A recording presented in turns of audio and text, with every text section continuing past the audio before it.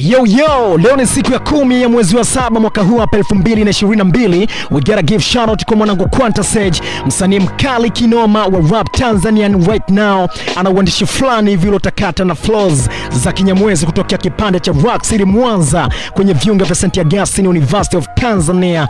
Mchezi japokuwa anapambania degree yake ya sheria, upcoming advocate in town, lakini hapoi booth kurekodi mishipa na track zake kadhaa tayari available ni all digital platform.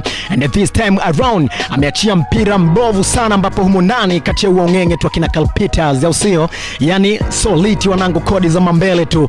Ngoma inaitwa Dream to Life, ina urefu wa dakika 2 na sekunde 46 ambapo ina bonge la intro na outro never seen before. Na maudhui ya hii ngoma, mchizi ameamua kuzichora dreams za maisha. Ni mwamba anaonekana kuwa na uchungu wa maisha, cause ya passions, feelings na focus ilizo invest kwenye hii track. Hebu listen. Couple moves on my own feel. I'm featured towels, I'm climbing the hill. Fit it well, they start barking when they feed in the well. So they will, but I got the message still. Protect the ones you love, you 100G. I feel you thrive. Smash ina wingi wa utulivu, techniques na matumizi ya lugha za kisanaa na unyama kibao. Na leo tumepiga naye ma stories juu ya huu mjegeje.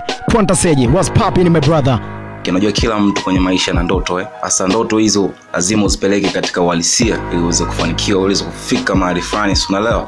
So Dreams to Life ni ngoma ambayo iko inspired na msanii Meek Mill. Meek Mill ana tag yake inaitwa Dream Chases for Life. Kwa maana ngoma inaanza na maneno kutoka kwa msanii Meek Mill, you know. So Dreams to Life pia inaelezea hustle za kitaa, hustle za mtaani, hustle za booth, hustle za maisha, hustle za darasani. So ukisikiliza Dreams to Life unaelewa kabisa this guy is aiming for something. So right now msanii huyu ana ndoto za kufika mbali, ndoto za kuwa an international artist.